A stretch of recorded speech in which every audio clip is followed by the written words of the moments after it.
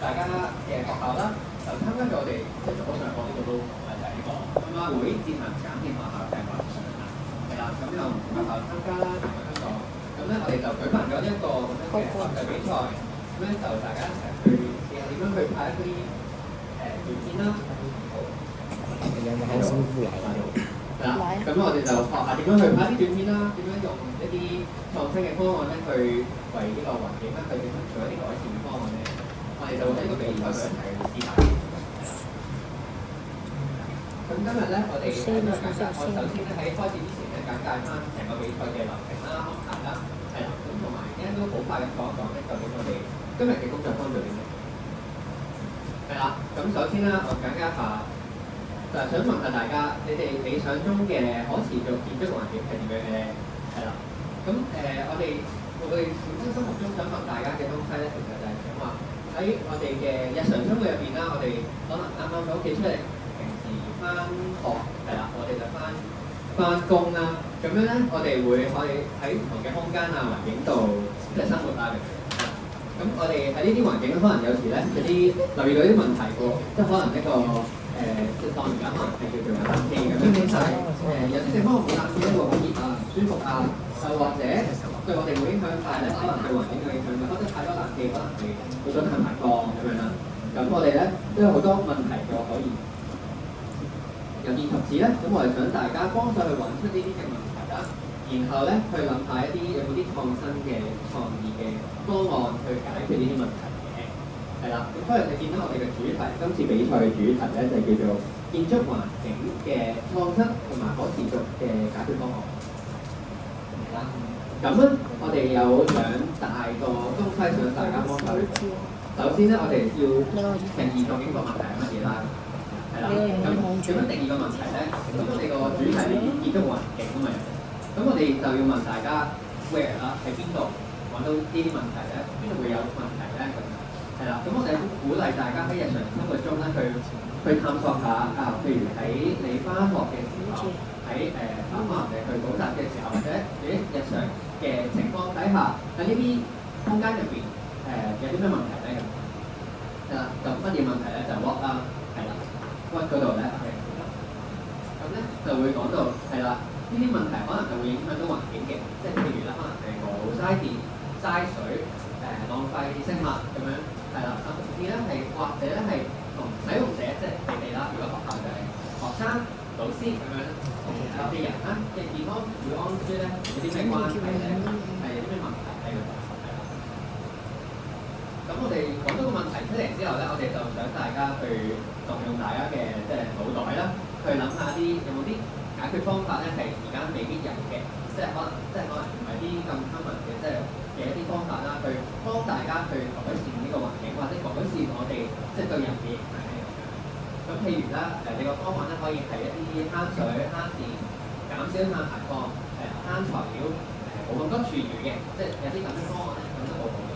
又或者可能咧係令到你哋嗰個環境，即係譬如可能係令到你班房嘅溫度啦、濕度啦穩定啲嘅，即係唔會成日又熱又凍啊咁樣啦。又或者可能係有多啲自然光嘅，好似呢度咧有一啲大嘅玻璃窗咁樣咧，咁就會舒服啲嘅光啦。係啦，咁咧我哋都想咧，你哋諗出嚟嘅方案咧係可以推動可持續發展啦。咁我相信學生們咧可能都會聽過呢個聯合國嘅可持續發展目標啦，即係 UNSDG，就有17個㗎嘛。係啦，咁我哋都想睇下咧，你哋會唔會諗到你哋嘅諗出嚟嘅嗰個方案係可以咧幫手去幫我哋社會啦去解決啲去即係可以達到呢啲目標。係啦，咁我哋比賽嘅準則咧就主要係兩部分嘅。首先係60%嘅內容部分啦，咁我哋都主要咧係想睇翻你哋諗出嚟嘅嗰個問題同埋嗰個方案嘅內容係如何。係啦，咁另外40%咧就係表達啦，你點樣去表達出嚟咧？咁大家應該有印象嘅話咧，我哋要拍條短片㗎嘛。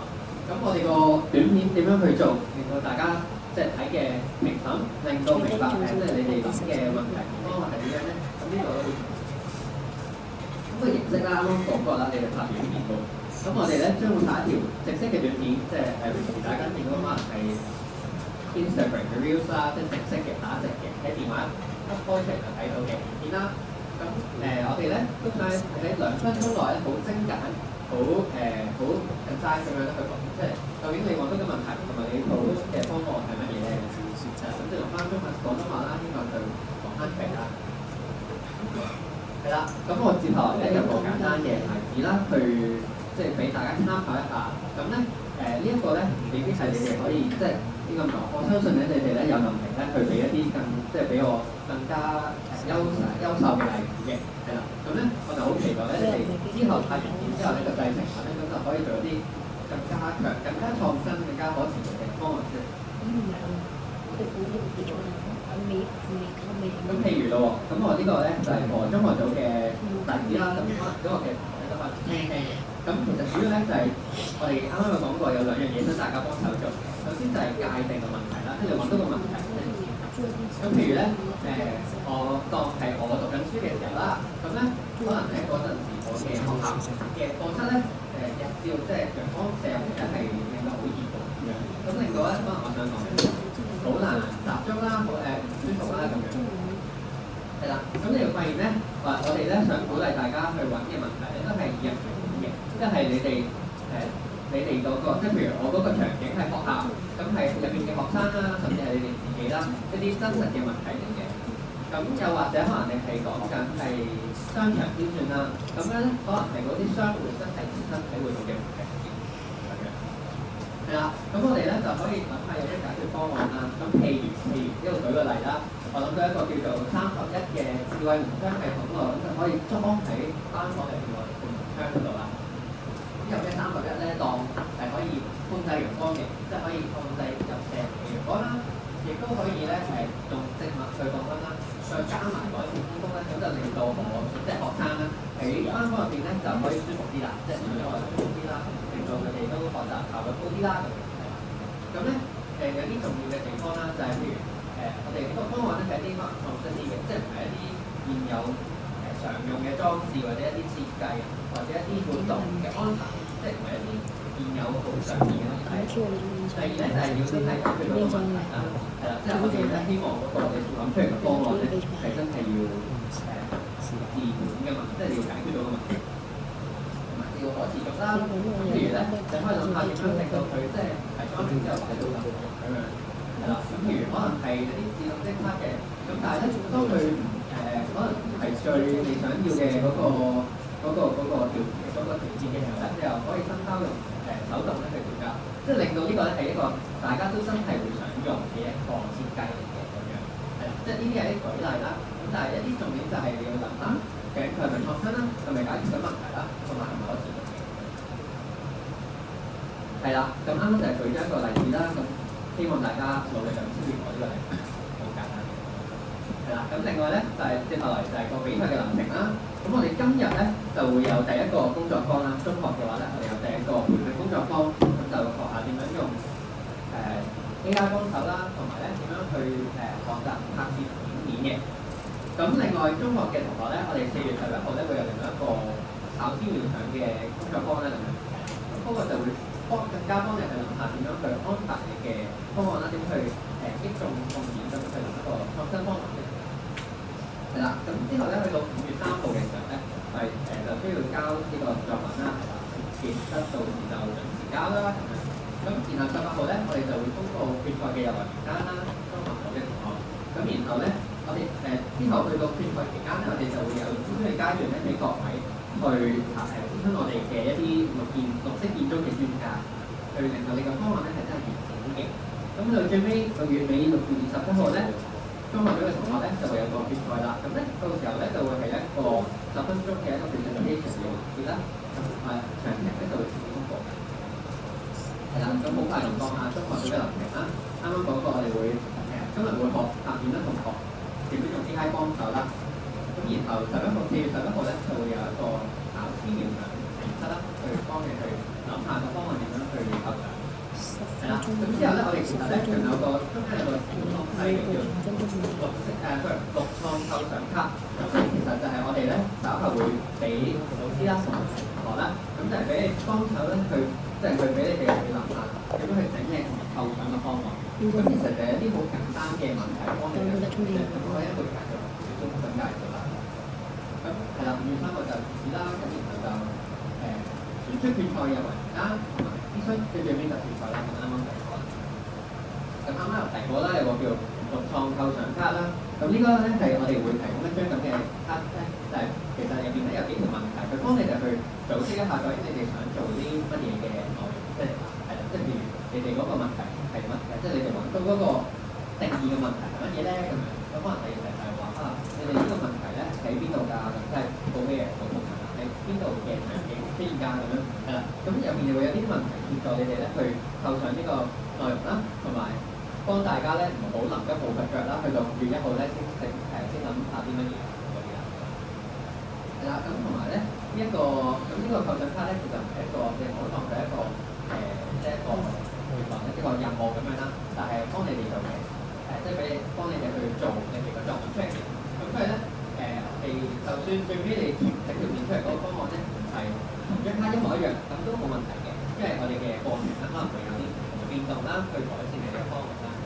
係啦，咁小學組嘅日期咧，我哋12號就交啦。咁但係中學組咧，你哋會上完嗰個考試面上嘅4年之後咧，先至去做呢一個，即係交翻呢張卡牌。咁就係1號嘅。係啦，咁另外都提一提啦，關於交作文嘅一啲安排啦。咁我哋同學們啦，中學咧會即係大個仔大個女啦，咁就會可以如果唔知道自己嘅參賽邊套嘅組別咧，咁就問翻老師啦，係啦。即係我哋交嘅所有嘢啊，等等處理嘅安排，都要用翻個參賽邊套去作為嘅。咁第二咧就係你哋嗰段片啦，即係個作品入邊咧，就盡量咧唔好披露你哋學校嘅資料嘅。咁即係譬如咧，你哋唔好直接講你哋係我係嚟自嗰間學校咁樣，係啦。咁就即係令到嗰個名分可以同啲啦。咁然後我哋會有張關於使用 AI 嘅聲明啦，咁你哋交嘅時候翻就啲啦。咁另外咧，關於點樣去遞交作品嘅安排咧，我哋再去公佈翻個詳情。係啦，咁獎項咧，大家可能都有認知啦，我哋就會有半亞季軍同埋2個優異獎嘅類型嘅。咁然後特別獎項咧，就係咧我哋計劃咧表現得好嘅同學仔啦，我哋會帶大家去海洋公園嗰度咧，去有啲學習於娛樂嘅一啲活動啦，係啦，佢一齊去同啲親戚大節嘅活動啦，咁樣又係可以玩下又開學下面啦。咁我哋今日嘅 AI 工作短片工作室咧，事不宜遲啦。咁我哋有3個標嘅，首先我哋學下點樣去拍片先啦。另外咧就點樣用 AI 去幫手去製作我哋嘅作品啦。同埋咧我哋會有啲機會咧，可能啱啱都有睇過，就係一啲體驗嘅活動咧，去試下而家最新嘅科技係咩嘅一回事。係啦，咁我哋咧喺開始之前就可以好快咁樣去影一張大照啦。係啦，咁我哋嘅即係會喺後邊嘅，咁大家唔使記身嘅。我哋咧將個人擰過去嗰個 V， 然後咧你確保咧你係望到個鏡頭嘅，因為你望到佢嘅話係影唔到嘅。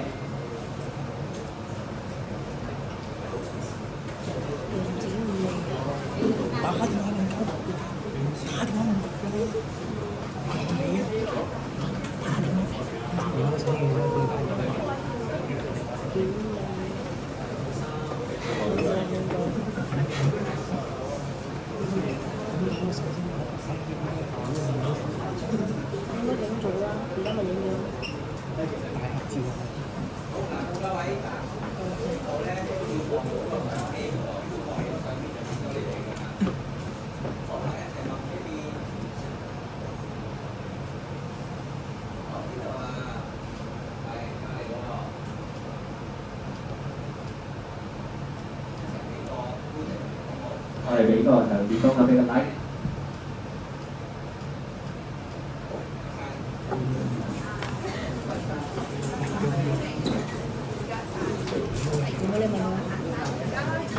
好，咁而家我哋個工作坊就開始啦。咁首先咧，我哋請阿耀 Sir 同我哋講一下點樣去拍片啦嚇。好 ，Hello， 大家好，我係PCM、PC Market 資源嘅醫生，我係耀啦。咁今日咧好高興可以同大家分享下拍片嘅一啲技巧同埋內容應該點樣可以做得好啲咧？咁咧，首先我想大家，即係我全程我都會俾多啲問題大家啦，我拋個波俾大家，想問下大家應該平時睇唔少影片㗎啦，係啦，睇咩啊？睇乜嘢多 ？Short 定係長嘅片？定兩樣都有？兩樣都有。大家覺得點樣為之一條好嘅影片啊？就問俾大家。點樣咩嘅影片吸引到你哋？高質點樣可以做到高質量咧？睇得開心，呢個仲有冇？畫質好緊要，係嘛？即係蒙查查咧唔中意。即係轉場嘅時候要順暢，冇得甩咳咳，或者係多啲轉場係咪啊？哇犀利！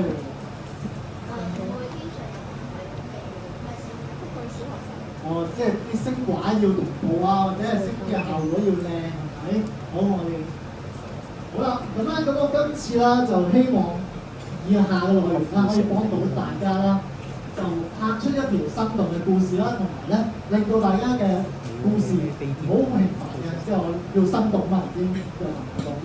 咁要唔好太平凡啦，同埋要做出大家自己有自己風格，可能我自己唔同學校都有一啲特色嘅影片出嚟。咁好啦，咁咧我要講下個故事啦，記下啦。以下落嚟咧，我哋會有分幾個步驟。第一個內容咧就係點樣可以做出一個吸引嘅內容啦。之後咧，我哋點樣可以揾到一個吸引大家嘅故事？點樣吸引到你嘅評審、你嘅觀眾嘅眼球咧？再之後啦，我哋又會講下點樣去建構我哋一個劇本啊、分鏡嘅。嗱，之後咧就係字幕嗰部分啦。就算我哋出咗條影片啦，點樣可以令到睇嘅觀眾覺得清晰啊？我哋加字幕入去啦。最後啦，Sam Sir 會幫我哋介紹科技點樣可以幫助成件事，或者我哋台面上嘅一啲產品一啲裝置點樣可以配合嘅時候，令到我哋嘅影片更加完美啦。好啦，我收埋先。頭先同大家講緊啦，點樣為之一個好嘅故事？頭先大家講咗少少俾我聽。咁咧，如果你話，阿耀唔係喎，我如果俾你拍條短片，你會點拍啊？咁我就會睇下我現場大家係咩觀眾先。頭先咧有啲小學生嘅，呢度都可能有啲小學生，但係大部分可能係一啲中學生啦，係咪？咁咧，如果你問我嘅話，我可能就會跳入去一個過程裏邊咧，我會諗下，咦，小學生而家中意啲乜嘢嘅咧？大家係喜歡啲乜嘢？睇開啲乜嘢？有啲咩吸引到大家嘅話，我就會諗起，咦，呢一下有冇邊個唔知呢個係咩圖咧？係嘛？頭先反應大啲嘅，可能大家都係而家大咗啦，好開心啊！即係我諗大家都知呢張圖片係代表咗啲乜嘢啦。係咪啊？即係第一下可能就會吸引到大家。咦？你想講啲乜嘢啊？要係咪啊？咁我就會啦，話俾你聽。我希望可以喺呢個環節裏邊，好迅速咁吸引到大家眼球。咦？你係咪真係講啲我想聽嘅嘢？就算你唔想聽我講嘅嘢，但係會唔會吸引咗大家個眼睛先？呢樣嘢好緊要喎，因為我哋陣間拍嘅係咩啊？我哋以下落嚟要加嘅片，我哋係要加短片啊嘛。短片就係要好快速咁俾大家知道，俾我哋嘅判知道，我哋要做啲乜嘢。我哋一條2分鐘嘅短片，我哋可能要得幾秒時間去 catch 到我哋觀眾、我哋嘅評審眼光。所以第一下，我哋要諗下我哋嘅評審係啲乜嘢人。大家有冇人知道我哋評審係邊一類觀眾啊？我哋今次係做咩啊？節能環保啊嘛，係啦，我哋係做綠色嘅嘢。咁我哋啲評審咧好多時都係一啲可能係建築師啊，可能係一啲工程美學上面有啲關係嘅。佢哋好中意咩啊？可能佢哋對美學要求好高啊，佢哋對啲平衡感或者對啲線條好有要求嘅喎。平時係咪？你見下啲建築物，我哋身邊嘅建築物其實香港都有好多好靚嘅。咁點樣可以令到佢哋覺得我哋做出嚟嘅嘢係要幾好，咁即係呢件事係要我哋條片裏邊要滲透落去嘅嘢啦，即係唔好俾佢覺得喂你唔係喎，你呢條片點解咁歪嚟歪斜嘅？我哋呢個效果出嚟好奇怪喎，我哋呢樣嘢喺條片就要諗下。咁再之後喎，就算我哋俾多幾秒大家去吸引到個觀眾眼球啦，我哋有冇啲實際內容？未必有喎，咁我哋要諗，我哋有咩嘢可以去帶出個話題咧？例如最近有冇啲一啲新聞可以令到成件事套用咗落我哋嘅影片度，可以令到佢會覺得有啲共鳴感啊！我覺得，咦，我同呢件事有咩關係咧？咁樣我哋就要諗下近期有冇啲咩新聞大家覺得係好熱㗎？大學個裝可能之前係咪啊？不過我哋適唔適合用喺影片裏邊，或者係會唔會勾起人啲一啲好嘅回憶？我哋都係可以諗一諗咯。即係呢個係好好嘅議題嘅。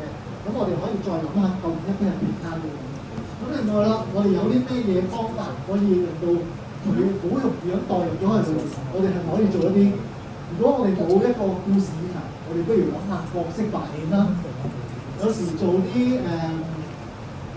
比賽嘅時候咧，好多朋友仔咧最中意就係我要做個科學家，我扮演個成個科學家 cosplay 出嚟，跟住同大家講嘢。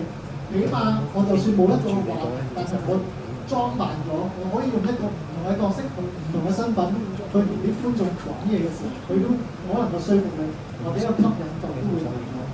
咁另外啦，如果我哋譬如可能有時會講一啲環保有啲建築，我哋如果用到去一啲綠色，好多時譬如可能有啲竹啊嗰啲物料嘅時候，我哋係咪可以帶出一啲譬如我哋扮演一隻貓，或者我哋代入一隻熊貓去講一啲同環保同竹葉有關嘅內容，即係呢樣嘢我哋亦都可以諗諗咯。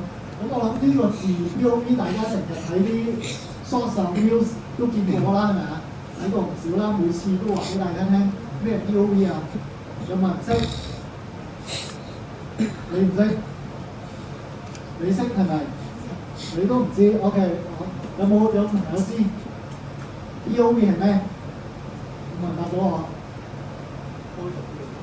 Point of view 係啦 ，Point of view 點解啲 short video 覺得好睇啊？大家？因為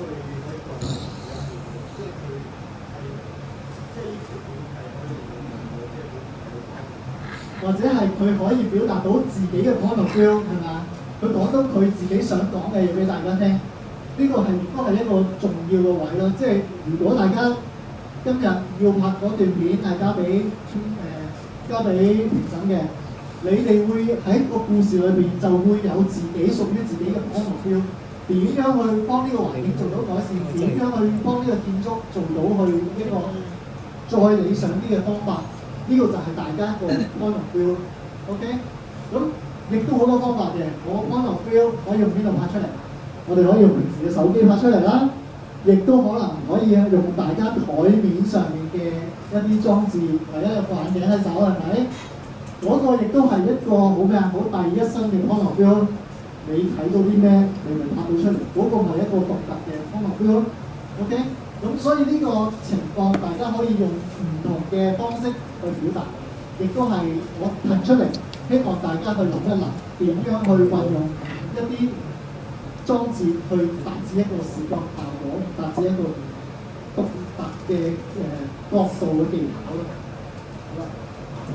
好啦，我哋再講落去啦，就係頭先講，我哋要有一個故事，個故事喺邊度得嚟㗎？係咪啊？日常生活得嚟啦，好好啊！咁我哋點樣可以引導到日常生活得嚟？我哋可能聽啦、睇啦，聽係咩啊？聽可能聽到我哋啲朋友嘅意見。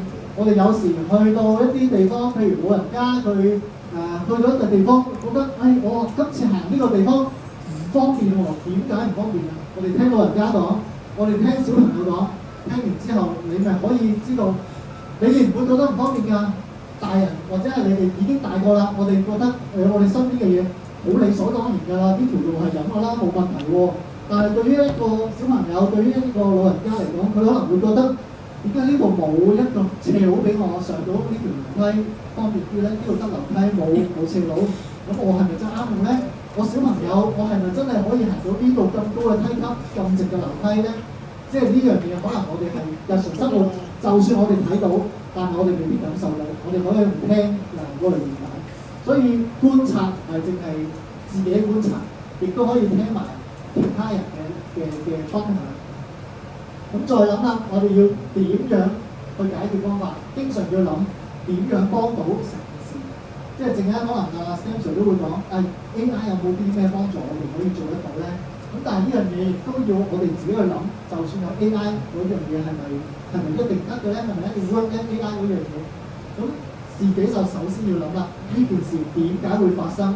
發生完之後，我哋點樣去改善？呢個我哋繼續落去啦。跟住我哋就去做咩？尋找翻最終嗰個背景係乜嘢咯？點解呢度會冇嗰件嘢喺度嘅咧？有冇啲方法可以解決得到咧？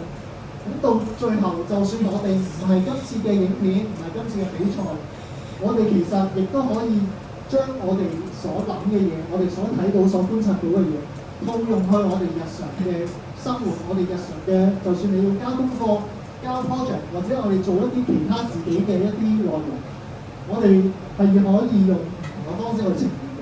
除咗我哋今次交嘅影片之外啦，其實我哋可能用文字，我哋可以記錄翻自己想講嘅嘢，我哋可以用文字去表達一篇文章亦都得，唔係淨係話我哋講咗嘅嘢，今次比賽先至，而係亦都可以套用喺大家日常生活、日常嘅返學學習上面。好啦，頭先講咗啲基本嘅元素啦，我哋想要大家去了解下，其實成個流程應該可以點樣做？即係大家睇出嚟，可能睇到好多平時嘅 reels 可能好好睇，係唔係佢亂咁拍就可以拍到一啲好睇嘅嘢適合大家？或者係如果你係一個普通嘅人，你可能拍咗100小時嘅影片，可能大家都聽過。拍完100小時嘅影片，佢到最後佢可能淨係剪翻1小時嘅影片出嚟。呢個對於大家係咪好浪費啊？其實未必係需要咁樣嘅。我哋有冇好啲嘅方式咧？其實我哋可能可以諗下，由我哋頭先講，我哋有個古仔啦。個古仔或者係頭先我哋講會有一張卡仔俾大家去寫翻低今次個目標，個古仔想做乜嘢？我哋今次個比賽，我哋個條片想做啲乜嘢？嗰個內容我哋係最初步構思，但係實際落嚟咧，我哋其實要有一啲再詳細少少嘅劇本。劇本係講緊乜嘢咧？就係我哋一個好詳細嘅影片嘅內容。如果我哋今日要拍一個故事或者拍一段影片俾評審知道嘅時候，我哋係咪需要講嘢啊？頭先話要有聲有畫喎。除咗有畫面，個劇本上面我哋要有埋聲係咪隨便我亂咁講就可以咧？唔係㗎，我哋要諗下段片講啲乜嘢。咁所以劇本裏邊嘅 script 就好緊要啦。每一句我哋得2分鐘，每一句説話都係點樣可以吸引評判了解到成件事，了解到成個比賽點解我哋要用咁樣去改善我哋嘅環境，有幾多個 point，我哋咪可以喺個劇本度好好咁分析落嚟咯。跟住再落嚟啦，我哋要諗下有咗劇本咯，我哋點樣拍？我哋講咗，如果我拍100小時嘅嘢，我剪都剪到頭都暈嘅喎，我係咪可以放晒落去嗰2分鐘或者嗰幾分鐘嘅嘢咧？唔係，咁我究竟嗰幾分鐘我需要啲乜嘢？咁我哋可以喺個分鏡嗰度好好去掌握。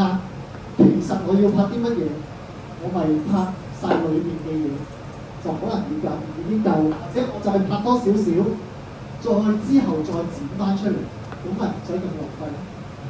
好啦，不過有咗劇本，有咗分鏡，我知道我自己要做啲乜咯喎。每一組嘅同學仔可能已經有5、6個人，我可唔可能每個人一齊去做同一件事啊？未必得嘅喎。可能你負責拍主角，我另外一啲朋友仔、同學仔可能就負責拍景物。亦都可能有啲要負責聲音、負責燈光，係咪啊？邊個做啲乜嘢？我哋可能要喺個分鏡度寫得清清楚楚，交代清楚，之後安排分工點樣去合作，因為我哋時間亦都有限，可能2個星期佢要做起個成段影片，但係同時我哋要兼顧返學，係咪？咁所以分工我哋好緊要啦。到當我哋有咗分鏡分工之後，我哋知道點樣去開始拍攝啦。嗰個流程究竟邊個揸機？幾多個人揸機？係咪？揸機嘅同學仔可以做啲乜嘢啊？係咪可以分手喺燈光部分、聲音部分嗰度協助拍攝？到最後我哋要剪接，剪接出嚟之後，我哋有個呢個所謂嘅定稿啦。但係其實未定稿之前，我哋通常係有個初稿，係咪啊 ？First draft。我哋初稿之後，我哋大家可能要睇一睇咯喎，出嚟嘅嘢 O 唔 OK 啊？得唔得？得，我哋可能會突然間跳翻去前少少嘅部分。得嘅問題究竟係我哋嘅劇本有問題啊？我哋所講嘅嘢有問題啊？定係乜嘢問題啦？如果係分鏡有問題，我哋咪可能喺嗰度執少少，再拍過少少，再放翻落去咯。同埋呢個步驟可能會重複2至3次㗎。未必一次過搞掂嘅，因為我哋最初我哋諗好嘅嘢係咪一定係最好啊？未必係喎。當我哋一路做，我哋一路想改善，一路想做到嘅時候，我哋有機會跳翻去前面嗰個步驟，再重新嚟過1、2次都唔出奇。係啦，喺我哋有限資源、有限資源裏邊，去盡量做到多1、2次呢啲流程，咁就會將件事做得再好啲。咁到最後啦，就係、當然係交作文啦，咁樣大家就呢個時間搣翻嗰個影片嘅要求俾大家，即係頭先5分鐘啦，中文或者英文嘅述啦，跟住之後可能係一個直稿嘅影片啦。拍攝嘅時候，可能大家要留意啦。呢度內容未必有講到，但係平時大家拍嘅影片啦，可能係係咪1080啊？比較多啦，大家都應該知道咩係4K 影片係咪？就算我哋如果揸住部手機，如果我哋盡量唔好拍橫到啦，因為拍橫到會點啊？咁我咪會淨係得中間嘅嘢可以用到啦，係咪？咁我哋要留意，通常我哋拍嘅時候用直式嘅方式去拍啦。一來，二來，如果可以嘅，我都建議大家拍下啲4K 嘅畫面。點解啊？當你喺一個戶外，如果拍啲建築物嘅時候，如果大家拍咗4K，翻嚟，我真係淨係想要中間嗰部分喎，或者我淨係需要一部分，我可以點啊？我可以 crop 咗佢，淨係要中間嗰部分。咁變咗你就有空間啦。如果唔係嘅話，你淨係拍咗個1080嘅畫面出嚟，到最後我淨係要中間嗰少少一部分嘅啫喎。我一點出攞出嚟，就可能出現咗頭先同學仔話：咦，點解段片會蒙嘅咧？呢個要大家可能要留意下，盡可能試下用高嘅像素去拍，拍完之後翻嚟先再剪，唔剪當然最好啦，但係要剪或者要縮減個範圍，要 zoom in 嘅時候，大家可以用到中間嘅元素多啲。好啦，呢個咧就係我哋頭先講到啦。當我有咗劇本，我希望知道自己拍乜啦，咁咧我就會將成個 script 放咗落去一個分鏡，個分鏡會有啲咩咧？譬如我呢一格係可能用3秒去 catch up 大家個 attention 嘅咧，我可能想吸引大家嘅注意嘅嘢，我用咩去最快方法吸引大家嘅注意？究竟第一條題係 point of view 啊，定係一啲乜嘢嘅圍喺呢度？跟住我哋再之後就會逐樣嘢寫落去啦。我哋究竟會係用咩嘅角度去拍攝？呢度會唔會有人？究竟佢會講啲咩嘅script？ 會講啲咩對白？我哋會喺每一格分鏡裏邊交代清楚，同埋裏邊會講咗俾大家聽。呢度我可能會用5秒時間去表達呢個畫面，我用10秒時間去表達第2個畫面，有機會會係咁樣。所以分鏡嘅幫助會讓大家後嚟去分工嘅時候就會清楚我每個畫面拍啲乜。亦都可以揸住個成張分鏡嘅時候，大家亦都可以知道裏邊係需要講啲乜，甚至乎我一個未聽過大家嘅故事嘅人，我淨係睇住呢張分鏡嘅紙，我已經知道諗得到大家想拍啲乜嘢，或者係成個故事、成個影片嘅流程係啲乜嘢。咁呢個分鏡紙就好清晰。咁咁亦都可以有啲嘢幫助大家嘅，就係、呢個簡單一啲啦。如果想簡單方法，就係我會分咗鏡頭號碼，其實呢個一可能就對應呢度嘅一，而每個開場我會寫明，呢個場景係做啲乜嘢嘅咧？呢個原來係開場白嘅啫，咁裏邊會有啲咩元素啊？個鏡頭係原來純粹拍住我呢個主持嘅啫，咁拍嘅時候會拍啲乜嘢咧？究竟係一個好歪嘅大遠景啦，或者係好 close up 喺一個單一嘅人物上面啦，單一嘅物件上面啦，定係鏡頭你點運用啊？可能大家睇影片嘅時候都會見到有時候鏡頭 pan 嘅係咪啊？有時由上而下嘅挑，有好多 zoom in 或者 zoom out 或者 fade in fade out 嘅效果，有好多唔同嘅方式。我哋亦都可以喺鏡頭嘅運用上邊去講俾大家聽，或者喺個分鏡度話俾大家聽點樣去呈現嗰個畫面。咁就算你今日係拍呢個同學，第二日係拍嘅第二個同學，佢都可以憑住呢一件事，佢知道我點樣行事。我今日要拍呢個喎，我就跟住呢個方式去拍，係咪清晰好多？即係呢樣嘢，可能大家做嘅時候就要特別去留意啦。今日拍啫，我聽日可能突然間唔舒服喺度，咁提議嘅同學咪可能會揸住張紙或者揸住件事，你就知道應該點樣行。OK， 好啦，咁咧簡單啲啦，就係recap一下啦。我哋需要一個咩啊？沉浸式嘅，讓大家好快可以投入到嗰2分鐘。再之後，我哋大家睇慣㗎啦，睇開㗎啦，都知道啦。其實每段 reels 個節奏都好快㗎，3秒、5秒，突然間跳一個 shot 㗎啦。我唔會俾你停㗎，點解啊？停咗你咪會 next 唔該係咪？唔等人㗎，即係時間都唔等人，影片評審都唔會等大家去覺得，咦冇乜嘢睇喎，我就一係跳行幾秒啦，再唔係就跳走另一段。OK。好啦，我試下俾大家睇下究竟。Welcome to the future. We're here to show you that learning AI isn't just for experts. It's simple, accessible, and essential for your success. 左邊係相片 still picture 係咪？右邊俾到大家嘅就係動感啦，即刻 catch 到想做乜啦。當然啦，呢個係又好快，我就咁叫佢用 AI 幫我做一條影片出嚟嘅啫。當真人咧，阿 Samson 咧都係靚仔啲嘅，係咪？咁所以咧，畫面唔係最重要，最重要話俾大家聽。如果我哋真係要做嘅時候 ，still picture 可唔可以啊？可唔可以啊？可以 still picture。咁但係影片會唔會好啲啊？係咪？影片會好啲啦。咁如果我哋假設我哋今日真係淨係得張 still picture， 有冇方法？有冇方法解決？有冇方法？變成 AI 係一個方法係咪？另一個方法，我哋可以將張 still picture 變成一個動感化啲嘅效果。例如我哋可以用 software 令到佢 zoom in， 係咪啊？你諗下，當我慢慢 zoom in 入去個人嘅時候，佢其實只係一張 still picture 嚟嘅，佢未必係一張大家拍到嘅畫面，因為陣間 Stanford 都可能會介紹好多工具幫大家去製造一啲構想圖。咁但係個構想圖都係一張死物嚟㗎嘛。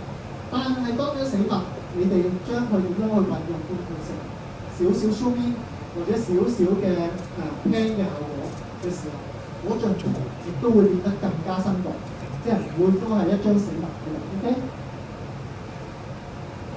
好啦，點樣可以令件事再活一啲、鮮明一啲？頭先講過啦，大家可能睇過以上嘅影片㗎啦，我相信係咪？即係如果我周邊嘅應該 Demon Hunter 大家可能會睇過。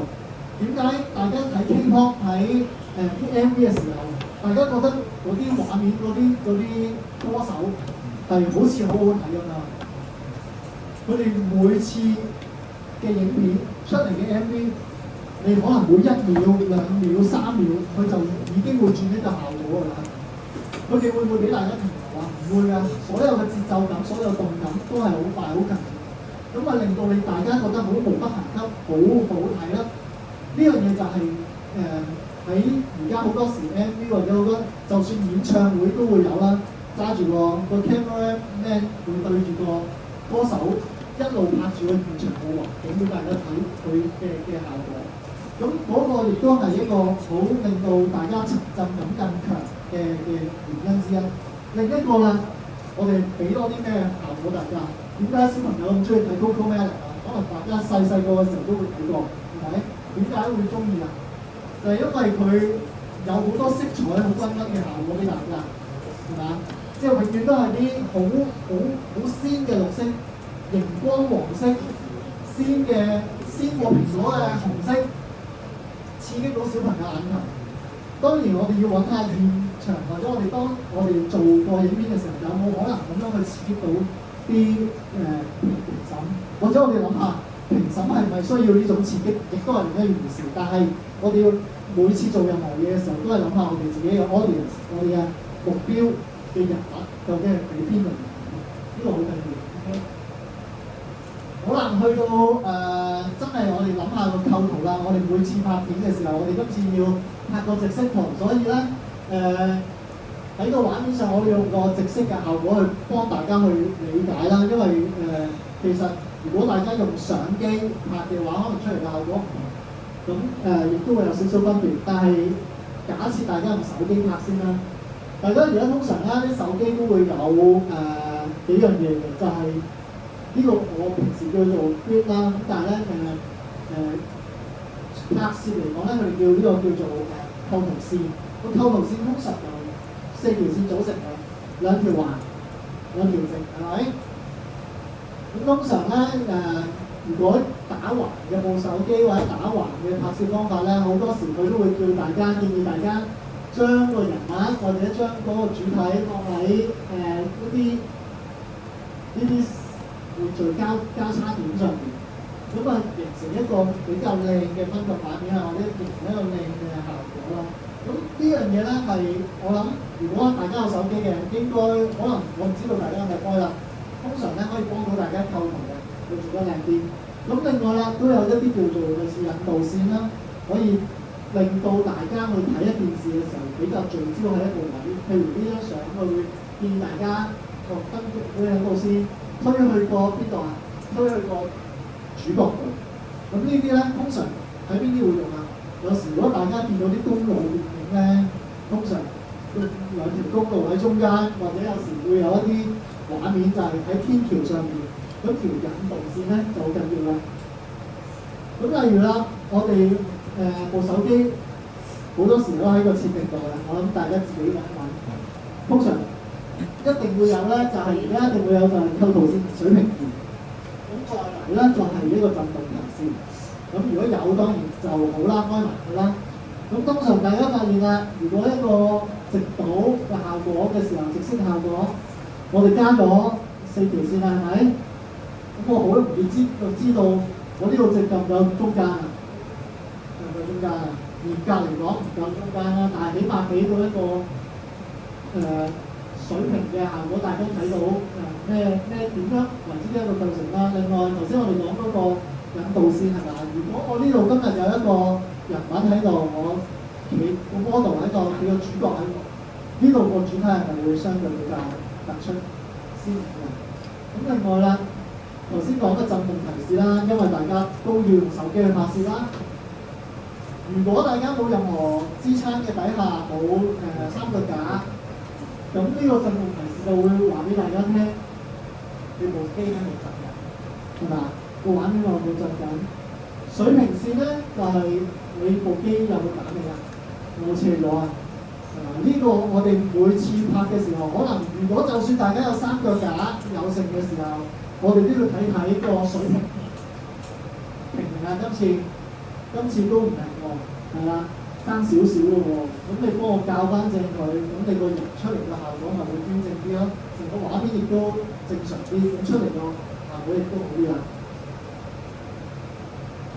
好啦，我都簡單講下啦。咁其實有好多工具幫助，可能大家我諗最常用有機會係三腳架，係咪？或者係啲單腳架啦，最放手機嘅話。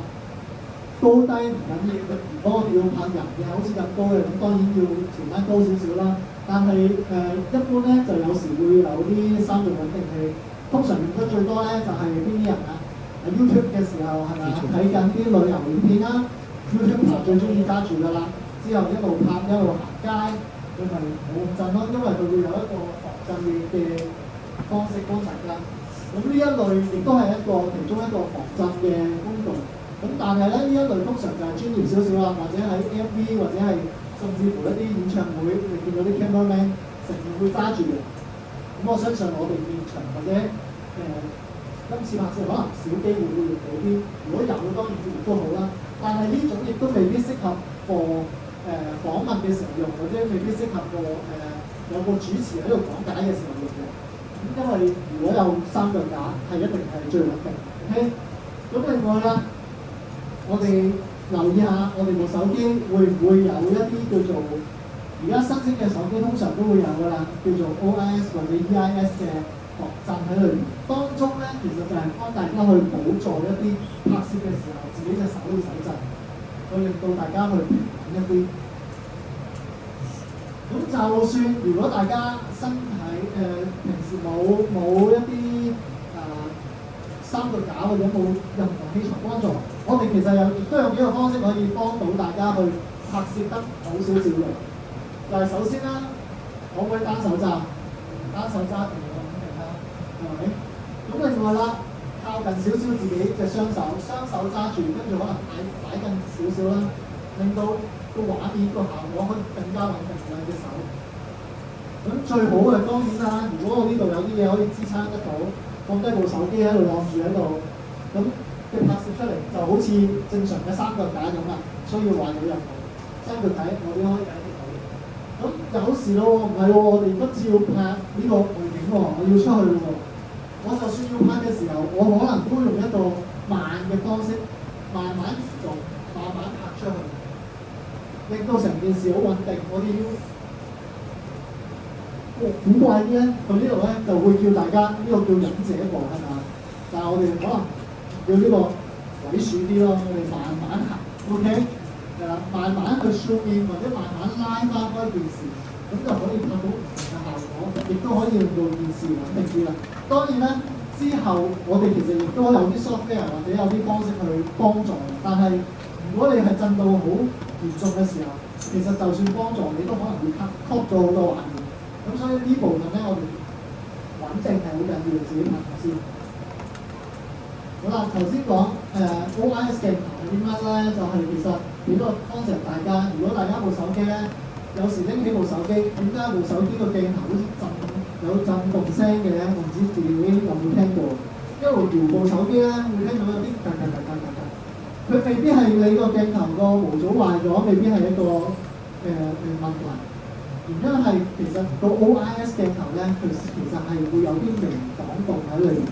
個晃動係做咩咧？就係佢頭先講嘅啦，就係當我隻左手移咗去少少左邊嘅時候，佢會有少少超翻去右邊去補助成件事，令到個鏡頭係穩定啲咯。咁好啦，再落嚟啦，如果有一啲新式啲鏡頭咧，可能嘅補助咧係好有趣喎。佢幫大家拍到一啲水平嘅嘢，咁佢會點樣啊？就算大家可能可以，我唔知睇唔睇到啦。即係如果大家睇到咧，可能會見到，如果我就算咁樣扭部機，你見唔見到拍出嚟嘅畫面？都係水平嘅，你見唔見到？之後如果我影住呢個畫面，點解我個鏡頭唔係跟住成個，唔係跟住轉動嘅，而係佢仲，你見唔見到啊？個畫面咧仍然係水平喺呢個底下。正常我一路轉，其實個鏡頭應該係轉㗎嘛，佢冇轉㗎，所以係 keep 到呢個效果。所以亦都有啲嘅科技可以幫到大家，呢個可能大家可以了解一下啦。好啦，我哋之後再講到啦，就係類似大家台面上面嘅一啲新嘅方式，幫大家去拍攝啦。因為智能鏡頭，好啦，大家手上有，咁可能會留意到個鏡頭上面咧，左手邊或者右手邊啦，兩邊通常都都會有個鏡頭仔。咁除咗可以拍攝之外啦，影片亦都係得嘅。咁有時如果我唔係想揸起部手機㗎嘛，可能兩隻手要做啲咩啊？譬如我要做烹飪，我教人煮嘢食，係咪啊？咁呢副眼鏡或者我要呢個效果嘅時候，我就可以幫到手啦。我兩隻手可以飛出嚟做我要做嘅嘢，但同時我都可以拍到我現場要睇嘅嘢。咁呢個就係我哋頭先講，如果我哋要拍好多 point of view 嘅片，呢個鏡頭或者呢種效果就係最方便大家去做，唔使去模擬，因為 what you see is what you get， 即係你睇到乜就係你拍到啲乜翻嚟咯，係咪？咁所以呢個咧就係呢種智能鏡頭幫到大家好處。當然佢亦都有另外一啲功能啦，咁陣間可以大家試玩。但係起碼佢拍出嚟嘅效果就係你第一身嘅效果。好啦，再接下來啦，我哋希望同大家講下燈光好緊要。如果我哋今日要比賽嘅時候，我哋最希望評判會睇到頭先起碼講鮮明嘅畫面啦，唔好黑沉沉啦。但係如果我企呢度，可能冇燈光底下嘅，我個人可能暗咗，我有冇啲咩方式可以幫助大家幫助到件事啊？有幾個方式嘅。第一，我哋出邊揾一個鮮明啲嘅地方，用太陽光個效果，自然光係最靚㗎。我唔知大家當然啦，今日未必有太多陽光，但係自然光拍出嚟嘅嘢係相對好睇，好舒服。咁另外咧，人造光唔係唔得。如果當我今日呢度乜燈都冇嘅時候，係咪啊？兩邊幫我唔該，可能打盞燈落嚟啊，得唔得啊？打盞燈落嚟，效果會唔會好啲啊？會唔會好啲啊？好咗啲，但係發生咩事？我人係咪好硬啊？話一睇就知道你係有打燈㗎啦，咁醜怪。咁我哋而家咪好啦，我再加少少嘢喺度啦，有個人光喺度，會唔會好啲啊？即係起碼舒服少少先啦，係咪？如果唔舒服嘅，拉遠少少會唔會好啲啊？即係令到個光，我哋將件事變成咩啊？混合光啊！如果我出邊有陽光，但係我又企喺呢度嘅時候，大家喺呢度拍我會變成咩啊？係咪一嚿硬貼嗰個樣咯？咁我要配合咩啊？配合燈啦，配合太陽光啦。太陽光有啲舒服嘅陽光入嚟啦，咁我同時亦都有啲自然光人造嘅光源咁樣打翻落我面口度，我咪會好睇啲咯。咁呢樣嘢我哋拍攝嘅時候亦都留意啦，我哋需要一啲咩嘅光源去擺落去我哋畫面，分鏡我哋亦都可以寫得清楚啦，係咪？呢個啊，即係頭先講，我哋究竟需唔需要逆光？有時可能需要喎，逆光亦都可以好靚嘅。但係喺比賽裏邊啱唔啱用？未必啱。咁我哋諗下啱唔啱用？有機會啱喎。咩嘅時候啱啊？側光可能用到喎，側光用落邊就會靚啊。側光有時我唔知道大家會唔會睇開啲相，見到有個建築物打斜落嚟，有一啲好靚嘅光源，一邊暗一邊光，係咪啊？兩種效果混合埋出嚟，原來可以形成一張好靚嘅圖片㗎喎。咁嗰個咪係一啲可能側光已經幫到大家去表達件事嘅嘢咯，係咪啊？好啦，咁呢度就係我想講光線，大家可以大約係點畫啦。咁另外咧就係我哋講一啲特色嘅建築物，有冇啲代表性嘅可以套落去我哋影片上邊咧？香港都有好多好靚、好值得記錄嘅建築物喺裏邊。咁亦都好多人專程嚟打卡添。咁係咪夜晚就唔得啊？夜晚亦都未必唔得嘅喎，夜晚都可以拍得好喎。咁咪就可能亦都要靠我哋頭先講嘅一啲人造光源。如果我夜晚拍喺室外拍嘅時候，我又想有個靚景，但係我人又唔夠光，我哋咪可以用一啲輔助咯。就算手機後邊有個鏡頭，手機後邊有鏡頭亦都可以補助到一啲平時可能大家都會啦，去影夜景嘅時候，唔得，不如我哋就埋幾個人啦，打支光燈落去，幾個人個樣咪會靚啲咯。OK， 好啦，去到差唔多最後啦，我希望同大家分享一樣嘢就係、亦都好重要嘅就係錄音嗰部分。大家如果喺現場啦，應該聽到要錄音。如果我而家一路講嘢一路大家有人拍住我嘅話咧，大家會聽到咩聲啊？除咗我喺度講嘢嘅聲，係咪聽到好大嘅冷氣機聲啊？全部會入晒聲嘅喎。咁跟住評審或者邊個聽到嘅時候就會覺得哇咁嘈嘅，有冇方法可以好啲啊？咁變咗就係降噪係其中一個方法。點樣降噪咧？係咪啊？我哋可以用咪啦，我哋現場收音咪，去近距離嗰啲，亦都可以改善件事嘅。近距離係點啊？譬如假設我要拍呢個同學仔嘅時候，我要拍佢，我可能個距離佢講嘢係咪啊？咁我哋當然個距離越近越好啦，但係有可能30厘米、60厘米係一個比較相對少嘅效果，因為我亦都唔肯定大家係咪一定有收音咪。咁假設冇嘅時候，有冇方法可以改善咧？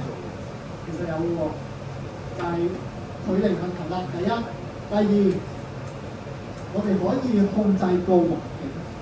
例如我要拍，而家我要拍2分鐘影片啫嘛。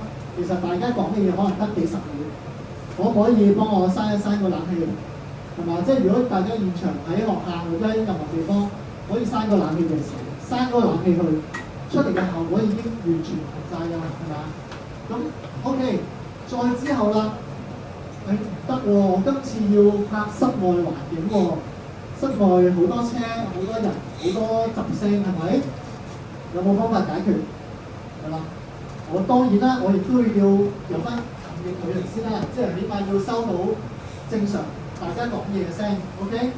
咁再接下落嚟啦，我哋可以用頭先話降噪，咁究竟點降噪啊？手機未必有嘅，可能我哋要後期 software 做啦。咁大家亦都可以應用一下呢個 software， 佢叫做 Adobe Enhanced Speech。咁究竟係乜嘢嘅功能嚟嘅咧？我睇下我哋有個視頻。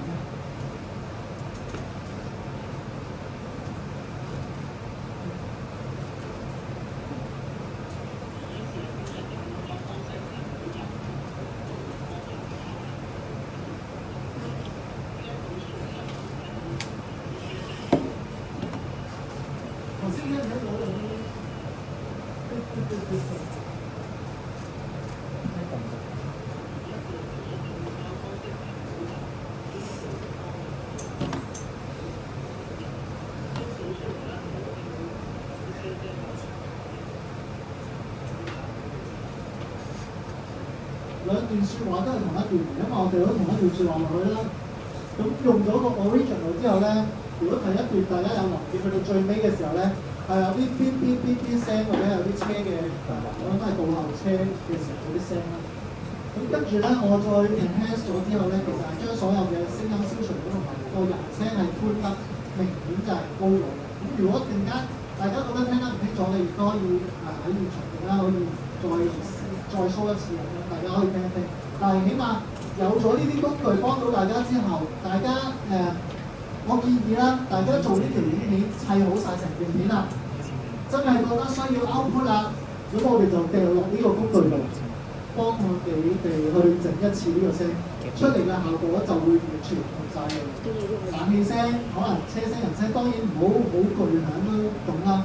佢亦都可以幫大家消除晒。咁呢個 software 佢話好似每日定每個禮拜有4個鐘，每日有4個鐘嘅長度俾大家用，所以一定夠用嘅。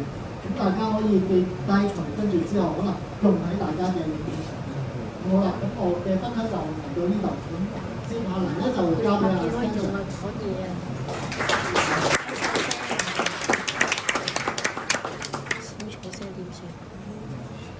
收場聲點算？收冷氣機先。我哋聲出嚟。